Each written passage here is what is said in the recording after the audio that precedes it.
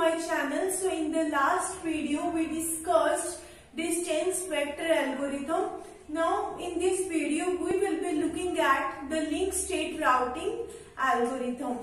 So let me tell you 1 to 2 more points of the distance vector in this video. So the two things we will be discussing in this video about distance vector routing. So we have many routers present in the network through which various networks are going to be connected. So there are many routers present in the network. Okay, so there is a chance that any time new router may be connected to the existing network. So in this network now I have initially 4 number of routers. So any time new routers may be connected to this network. Let's suppose this one new routers is getting connected to the network. So the first scenario is new router is connected.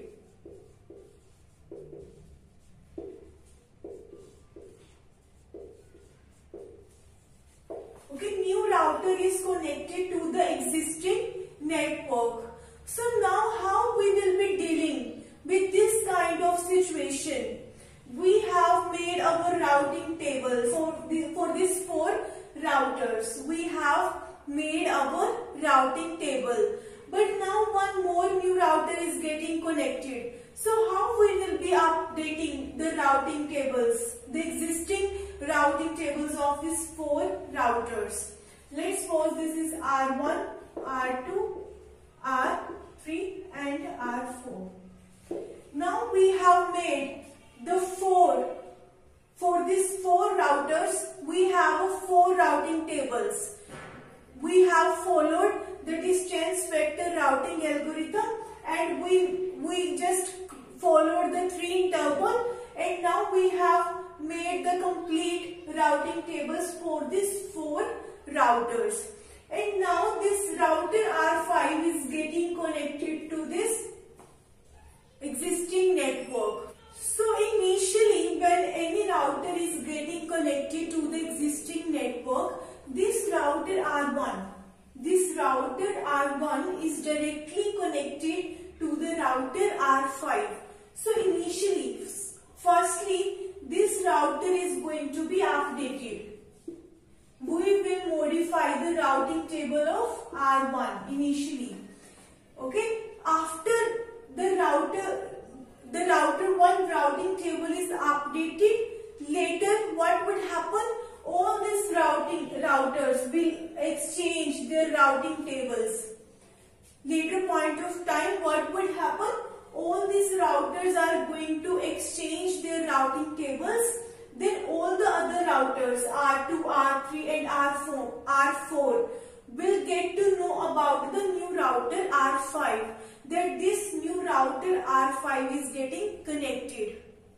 Okay, initially only R1 is going to update its routing table. This is the only router. R1 is the only router which is getting the knowledge of R5. But later when all the other routers are going to exchange their routing tables, then all the other routers also will get to know about router R5. So this is the first scenario when our new router is getting connected to the existing network. So the second situation is, let's suppose this router is getting disconnected. When new router is disconnected, when a router is disconnected, what is the meaning of disconnection? This link is breaking down.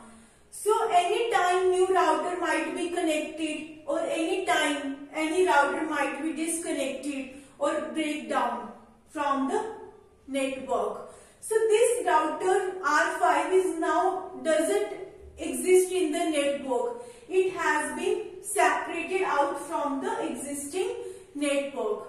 So how we will update this kind of information? that router R5 is now not present in the network, because now R2, R4 and R3, all these routers know that R5 exists, but when it gets breakdown or it gets separated out from the network, then all these other routers need to know about the knowledge of R5, then it is breakdown from the network. So how the other routers will get to know? Initially the connected router R5 is directly connected to R1. Initially at the first point only R1 is going to update its routing table. Initially R1 will update its routing table, and later when all the other routers are going to exchange their routing tables, then also other routers will also get to know about the router R5. So these were the two basic points which I wanted to tell you about the distance vector. Now let's move toward the link state routing algorithm.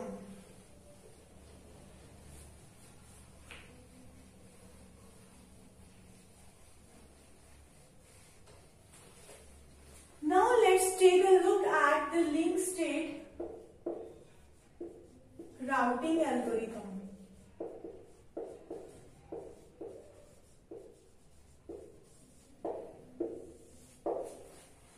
In link state routing, let's assume that we have the 4 routers present.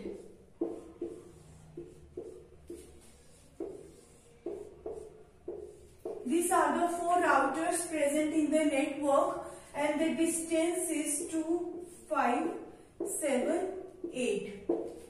So in the distance vector, we were just having the knowledge of its neighbors. We were just making our routing tables based on the knowledge of only neighbors. The next hop we were always giving of our neighbors in the distance vector. But the link state routing actually follows flooding. In distance vector, what we were doing, we were slowly updating our routing tables. We were gradually taking knowledge of the entire network. Okay, and what we were doing, we were just exchanging our routing tables only of the neighbors. Like if this is the router, this is router R1, this is router R2, this is router R3, and this is router R4. So router R1 is going to get the routing tables of R2 and R4, and R3 will get the routing tables of R4 and R2. In the distance vector, we were fetching routing tables only of the neighbors. But this doesn't happen in link state routing. It follows what? It follows flooding. So firstly, what they will do, they all will make their routing tables. Okay, all the 4 routers will be making their routing tables. So R4, R1, R2, R3.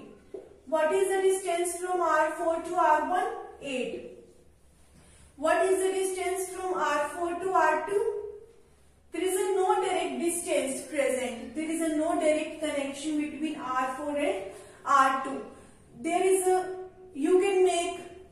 indirect connection. You can firstly go from R4 to R1, then R2. Or what you can do, you can move from R4 to R3, then you can go to R2. This way you can go to R2. But there is a no direct connection present between R4 and R2. So I am writing here infinity.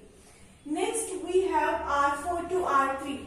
There is a direct connection between R4 and R3. So what is the distance? 2. Okay, this is the distance. Now what we will be doing, R3 is going to make its routing table. R1, R2, R4. So from R3 to R1, there is a no direct connection between R3 and R1.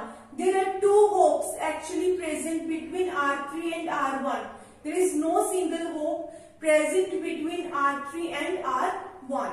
So what is the distance? We are taking it as infinity. R3 to R2, there is a direct one hop between R3 and R2. So what is the distance? 7. What is the distance between R3 and R4? 2. There is a direct connection between R3 and R4. So what is the distance? 2. Okay. Now let's make routing table for R1. R1, R2, R3, R4. So from R1 to R2, the direct connection is there. The distance is 5. From R1 to R3, there is no direct connection between R1 and R3. I am writing here infinity. R1 to R4, 8. This is the minimum distance present between R1 and R4, the direct connection. From R2, we have to make R1, R2 and R4. R1, R3 and R4. So from R2 to R1, what is the distance? There is only one hop. So 5. From R2 to R3, there is a direct connection and there is only one hop present between R2 and R3. So the distance is 7. From R2 to R4, there is no direct connection. So infinity. Okay. So in the first case, we are taking all the values, all the distances which are actually including in the one hop, which are all included in the one hop. So now what we will be doing, it actually follows flooding. In the distance vector, we were just exchanging our routing tables just to the neighbors. Like R1 will receive the routing tables of R4 and R2. But in this case, in link state routing, we are doing flooding concept. I already made one video on routing and flooding. In flooding, what we will be doing, R1 is going to send its routing table to all the other nodes.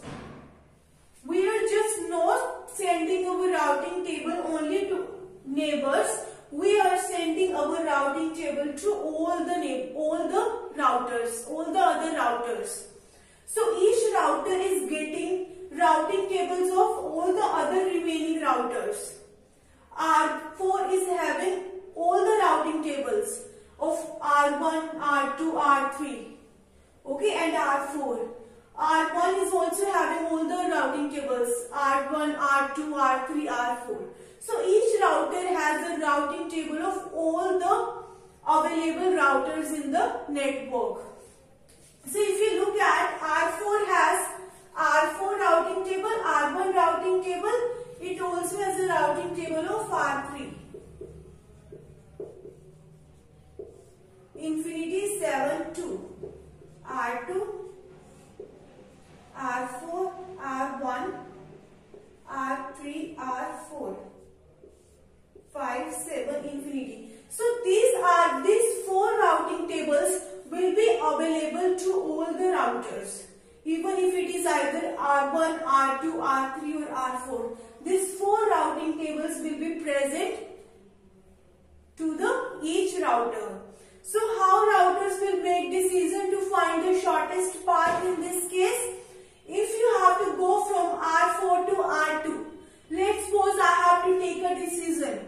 This router is getting some packet. It want to send some packet to the destination and we want to firstly send this packet from router 4 to router 2.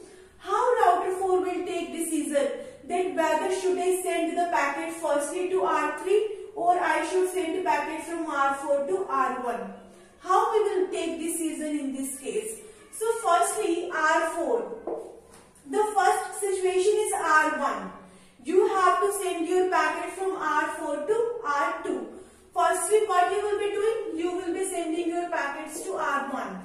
Then from R1, you will be sending it to R1 to R2. Then you will be sending from R1 to R2. This is the first case you can do. What the second case, from R4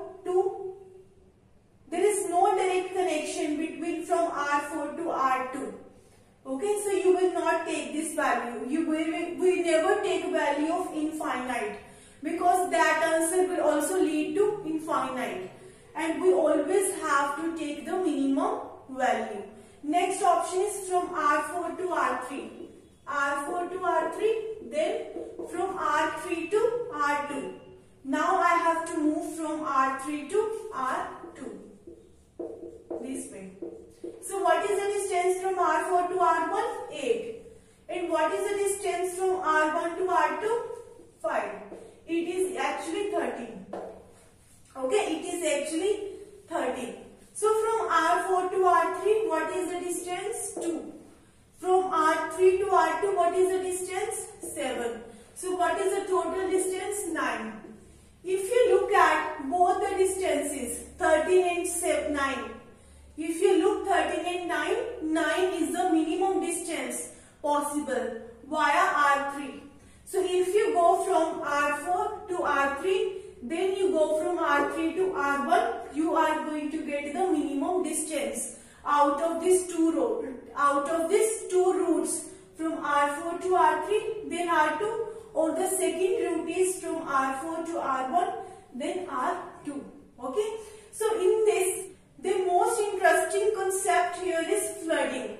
You are going to flood your routing tables to each and every router available in the network. So the traffic is definitely going to be improved to be more. The traffic is definitely going to be more in this case.